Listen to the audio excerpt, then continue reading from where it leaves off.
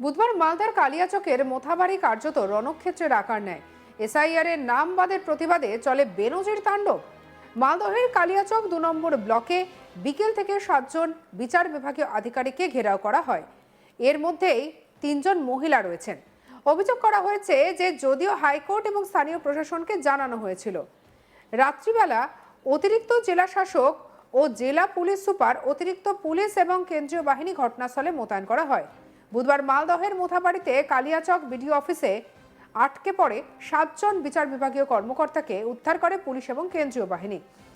তারা ৫ ঘন্টার বেশি সময় ধরে বিডিও অফিসের ভেতরে আটকে ছিলেন। বিক্ষুব্ধ স্থানীয় বাসিন্দারা বিডিওর কার্যালয় ঘেরাও করে, যেখানে এই বিচার বিভাগীয় আধিকারিকেরা বাংলার চলমান এসআইআর এর অংশ হিসেবে বিচারের আওতায় ভোটারদের নাম নিষ্পত্তি করার কাজ করছিলেন।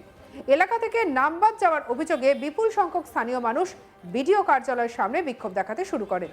কয়েক ঘন্টার বিক্ষোভের পর পুলিশ এবং কেন্দ্রীয় বাহিনীর সদস্যরা আধিকারিকদের নিরাপদে বের করে নিয়ে আসেন। তবে মালদা শহরে নিয়ে যাওয়া হয়। প্রক্রিয়া চলাকালীন কনভয় পাথর ছোড়া হয়েছিল, যেখানে অফিসারদের একটি গাড়ি ভাঙচুর করা হয়। এই ঘটনায় নির্বাচন কমিশনের ভূমিকাও প্রশ্নের মুখে। ভোটার তালিকা সংশোধনে তাদের দায়িত্ব, কিন্তু সেই প্রক্রিয়া যদি এত বড় অসন্তোষ তৈরি হয় তবে তা নিশ্চয়ই চিন্তার বিষয়। ভোট ঘোষণার পর থেকে নির্বাচনী বিধিনিষেধ জারি হয়েছে।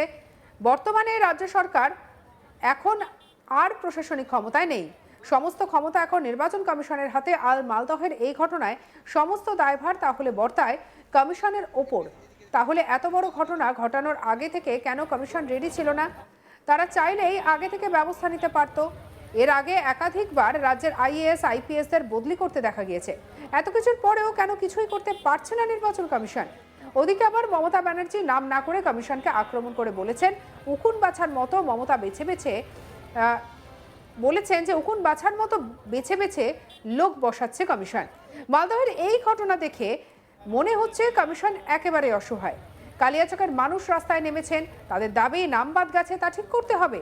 এই দাবি একেবারে যুক্তিযুক্ত, কিন্তু প্রশ্ন হচ্ছে এই প্রতিবাদ কি স্বতঃস্ফূর্ত নাকি এর পেছনে রাজনৈতিক প্ররোচনা রয়েছে?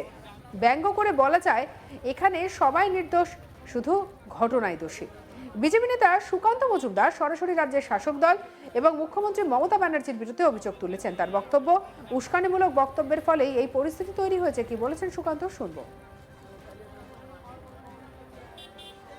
দেখুন, অত্যন্ত চিন্তাজনক ঘটনা। এবং যে এতক্ষণ ধরে ন্যাশনাল হাইওয়ে অবরুদ্ধ হয়ে আছে, ৭ জন বিচারককে বা জুডিশিয়াল অফিসারকে তাদেরকে এইভাবে তাদেরকে অবরুদ্ধ করে রাখা হয়েছে, তাদেরকে আর আসতে দেওয়া হচ্ছে না। এই সমস্ত বিষয়টি প্রমাণ করছে যে লাগাতার তৃণমূল সুপ্রিমো মমতা বন্দ্যোপাধ্যায়ের তরফ থেকে যে উস্কানিমূলক কথাবার্তা বলা হয়েছে এসআইআর নিয়ে, এবং অন্যান্য তাকে দেখা দেখি স্বাভাবিকভাবে অন্যান্য যারা তৃণমূল কংগ্রেসের নেতৃত্ব আছে তারাও সেই ধরনের উস্কানিমূলক কথাবার্তা বলেছে। সেই উস্কানিমূলক কথাবার্তা বলারই ফল আজকে আমরা দেখতে পাচ্ছি। মানুষকে উস্কানো হয়েছে, খেপানো হয়েছে। এবং আমি গ্যারান্টি দিয়ে বলছি, যারা ওখানে ঘেরাও করে রেখেছে তাদের বেশিরভাগের নামই কিন্তু ভোটার তালিকায় আছে। শুধুমাত্র একটি অবরুদ্ধ করার জন্য বা একটা হেজিমনি তৈরি করার জন্য, একটা বিশৃঙ্খল অবস্থা তৈরি করার জন্য তৃণমূলের উস্কানিতে পুরো বিষয়টি হচ্ছে। নির্বাচন কমিশনের পুরো বিষয়টি খুব গভীরভাবে দেখা উচিত বলে আমার মনে হয়। বৃহস্পতিবার সকালে শীর্ষ আদালতের প্রধান বিচারপতি সূর্যকান্ত আদালতে বসে জানান, গতকাল রাতে এবং আজ সকালে শীর্ষ আদালতের প্রধান বিচারপতিকে মেসেজ পাঠিয়েছেন কলকাতার হাইকোর্টের প্রধান বিচারপতি সুজয় পাল। বুধবার মালদায় যে ঘটনা ঘটেছে তা অত্যন্ত পরিকল্পিত বলেই উল্লেখ প্রধান বিচারপতি সূর্যকান্ত, বিচারপতি জয়মাল্য বাগচি এবং বিচারপতি বিপুল এম পাঞ্চেরির। চরম ক্ষুব্ধ শীর্ষ আদালতের প্রধান বিচারপতি। এই ঘটনায় সিবিআই অথবা এনআইএ তদন্তের দাবি করেছেন নির্বাচন কমিশনকে, নির্দেশ দিয়েছে নির্বাচন কমিশনকে। পাশাপাশি অবিলম্বে জুডিশিয়াল অফিসারদের নিরাপত্তার ব্যবস্থা করতে নির্দেশ নির্বাচন কমিশনকে, যেখান থেকে যতজন কেন্দ্রীয় বাহিনী প্রয়োজন তাদের নিয়োগ করতে নির্দেশ বিচারকদের নিরাপত্তার জন্য। পাশাপাশি রাজ্যের সব রাজনৈতিক দলের নেতানেত্রীদের এই পরিস্থিতিতে এক সুরে ঘটনার নিন্দা করা প্রয়োজন এবং কোনো রকম উত্তক্ত মন্তব্য যেন না করা হয় সেই বিষয়ে সতর্ক করেছে শীর্ষ আদালত।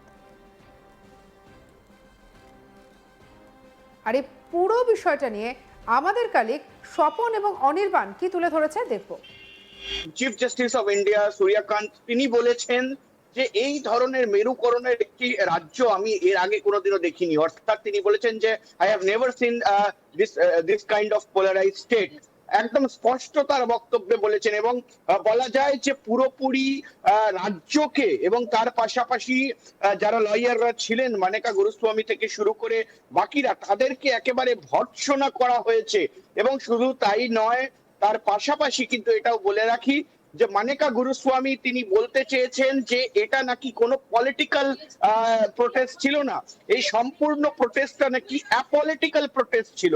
এবং সেই অ্যাপলিটিক্যাল প্রোটেস্টে কিভাবে এই বিষয়টা ঘটলো সেটার পর কিন্তু একেবারে সরাসরি চিফ জাস্টিস বলেন যে আমি কোন রকম পলিটিক্স এর মধ্যে ঢোকাতে চাই না, কিন্তু দেখে মনে হচ্ছিল যে এটা একটা পলিটিক্যাল প্রোটেস্ট এবং এই ধরনের পোলারাইজ স্টেট আমি কোথাও দেখিনি।